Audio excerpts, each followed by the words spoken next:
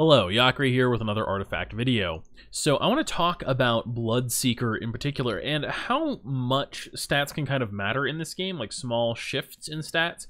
It's actually a combination of a few different things, so it's a little more complicated than just more stats good and stats on heroes being like a huge impactful part of the game. It's more complicated than that, but they can have a really big impact on the value of a particular card. And the changes made to Bloodseeker in the most recent artifact patch are a good example of that. Now, you'll probably see this from me before I actually talk about the patch, because I feel like this is kind of, I don't know, very interesting to me. I'm going to talk about the patch overall soon. You'll see that. Anyway, point is, they changed Bloodseeker's base stats from 7.6 to 7.7. Now, you might have known this, or you might not have known this, but Bloodseeker is considered incredibly bad, worse than Debbie, and therefore not typically picked even in draft in Artifact. They also changed his signature spell mana cost, which is nice, but not as impactful exactly. So anyway, and this is largely because he has a passive where if he kills a unit, he heals back to full HP, which is kind of what makes him good, right? He can just keep going, right? He's constantly healed. As long as he fights something and kills it, he gets healed back to full health, benefits a lot from being pumped up with items, and can kind of stay in the game longer, while having a decent amount of attack at 7, right? So,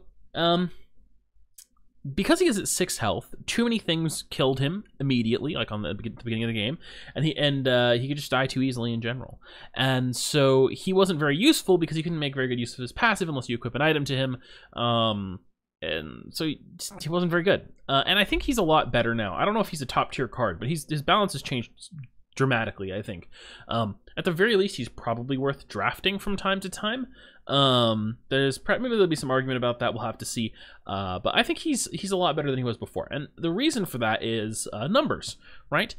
So the change to Axe here is kind of important as well, right? So Axe was knocked down from 7 damage to 6 damage. And this is important because there aren't that many cards that have this much damage, right? It's only black and red cards, I believe, that can do more than 5 base damage, okay, at the start of the game.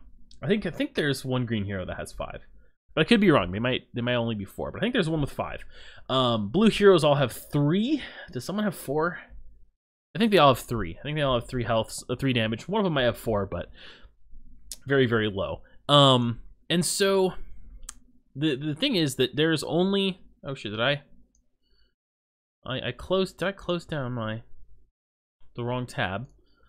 Oh no, I have my tabs open. Yeah, I was messing with my audio settings. All right, I got it. I'm okay. I was like, I did a bunch of math before this, and I was like, oh god, I might quote the wrong number since if I have to do it from memory, but I don't. So there are 6 heroes now that Axe has been changed with 6 attack damage, right? So it's 6 heroes that are going to be one-shotting Bloodseeker, old Bloodseeker, on turn 1. Before it was 5, of course, so it's a little because they changed the number of those in the same patch, but. So that's 6 heroes. If they left him alone, there would have been 6 heroes that one-shot him on the first round, and an additional 9 heroes with 7 or more effective attack who would one-shot him in the first round. So they've basically taken those 6 heroes down, including Axe. I'm pretty sure I forgot to remember to cut Axe out of the 9 that have 7 attack damage, so it should be correct, but maybe I'm off by 1. Maybe there's only 8. But anyway, let's hope I'm not.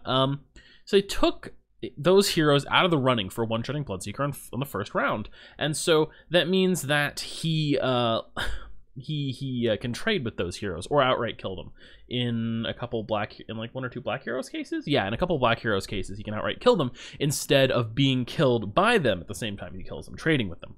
And also, this is a big thing as well. There were 2 blue heroes previously, Jimui and Luna, who would trade with him.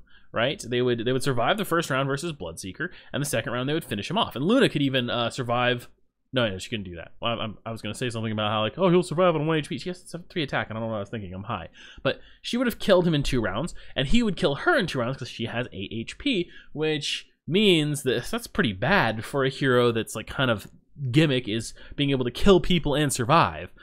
He couldn't really do that. So now, if he goes up against Luna, She could potentially Lucent Beam him, and this won't work out for him. But if she doesn't hit him with a Lucent Beam, if there's a creep in the lane, she Lucent Beams that each time instead. He will kill her and heal back to full. And if he goes against Jimui, he will definitely kill him and heal back to full. And he's even resistant somewhat to some other heroes. If he takes a little bit of extra damage, he can still survive and keep it full health and kill them.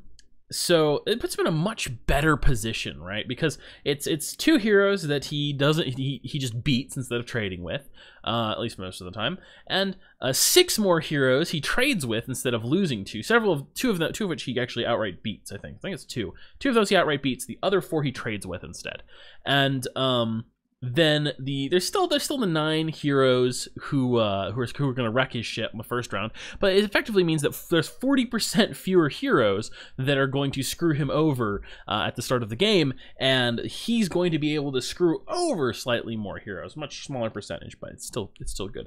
And so, what is the takeaway from all of this? Well, Bloodseeker is maybe a reasonable pick in draft, and Constructed will kind of have to wait and see if smarter people than me can figure out a really good use for him. At the very least, he's good enough that you can include him in your deck for funsies and play with it and be successful. I'm doing a run in Constructed, Expert Constructed right now, and I'm getting a reasonable amount of use out of him. I'm not sure if I would want a different hero more or not, but he's been a reasonable include so far. And his signature isn't terrible either. Like, I think it was a little bit underrated before just because Silence is so good. And now that it's been reduced to 4 mana, maybe it's a little bit better. It's still kind of a double-edged sword spell, but you can get some value out of it. So we'll see. Anyway, my point really with all this was that the stat balancing of heroes and artifact is really kind of razor edge and very careful, because changing how these trades happen affects the game a lot. Not just because of the first turn, right? Sometimes people overthink the first turn, but when you're deploying heroes later on, right, how trades are going to go matters a lot. If someone is deploying a hero, right, into a lane that Bloodseeker is in, and the hero is like Jimui or something, right, and they're gonna in previous state of the game, well, that's gonna trade with Bloodseeker eventually, if no spells are played. So you don't feel too terrible about that. And if you're deploying someone like Mazzy just kills Bloodseeker instead of trading. And so if maybe you're deploying Mazzy versus Bloodseeker in draft previously, you feel pretty good about that. And now you don't feel pretty good about that, because he's going to die to Bloodseeker, and he'll kill Bloodseeker too, but he's also going to die to Bloodseeker if you don't do something about it. And it makes Bloodseeker more of a threat in later rounds, where actually hero deaths can matter a lot more, right? If you don't have to worry about your hero dying against Bloodseeker on rounds 2 or 3, when you're deploying into him, it puts you in a much better position for having your hero still alive on rounds like 4 and 5 to play. And these are rounds, right? 4 and 5. So mana turn like 6, 7, 8, right?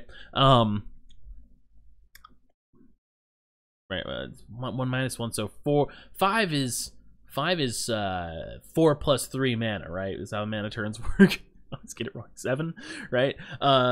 So anyway, on those important mana turns like 4 and 5, or 6 and 7 mana in particular, your hero will be alive and well, versus now maybe instead of your hero killing Bloodseeker, they kill each other. Your hero is not alive and well in those turns, and this is much better for the person running Bloodseeker, so his value goes up in more ways than just the opening flop. And I think that's something people kind of fail to recognize a lot. They think of like, oh, well, losing your hero's first turn, that's when it really matters. Well, yeah, that's not what really matters. What really matters is when you have to redeploy a hero on round 3, and you need that hero to be alive for round 4. That's when it really matters, if your hero is going to get killed in a trade. And so anyway, so the baseline stats do help in that sense, because that, I mean, the obvious reference there, I mean, maybe it's not that obvious, but the reference there, for those of you who didn't get it, is that that's going to be the difference between deploying a hero now that's going to be able to like Annihilation next turn, or what other big 6-drop spells are there, like Coup de Grace? Coup de Grace? I think it's Coup de Grace, right? Yeah. I spent too long saying it Coup de Grace, so now I just say like Coup de Grace all the time. Anyway, So on those, there's a lot of decent 6-drop spells, and like similar thing can be said for a hero that got killed in the second round. You know, something that doesn't trade immediately like Luna, or doesn't lose die immediately like Luna, coming back on the mana turn 7, say, and playing Thunder God's Wrath or something like that, right? As well, and this is gonna continue to be eventually. Right now we're kind of constrained, right? There's not as many good spells at any given mana turn as we're gonna have in this game for most of its lifespan. But once we get more expansion packs, this is gonna be even more relevant, because you're gonna have different options for those different mana turns and more colors that are gonna be viable. Anyway, so I think I really beat that into the ground and way overanalyzed a 1-stat change on Bloodseeker, but point is that I think this actually made a pretty significant difference combined with the change to Axe and the prevalence of a lot of these cards that have like 6 attack or so, right? Or maybe 5 attack and could have previously gotten 1 more damage without too much trouble, and now they need to get 2 more damage and whatnot. Or things that had would have been like 4 attack and could easily get 2 more fairly reasonably by like getting a creep to arrow into him, and now those things with a creep arrowing into him won't kill him, so there's a lot more edge cases that he survives now as well. And so it just overall makes him a much better, more consistent card. The end. You can play him in your meme decks now without feeling so bad about it, at the very least. Thank you all for watching. Yakri out.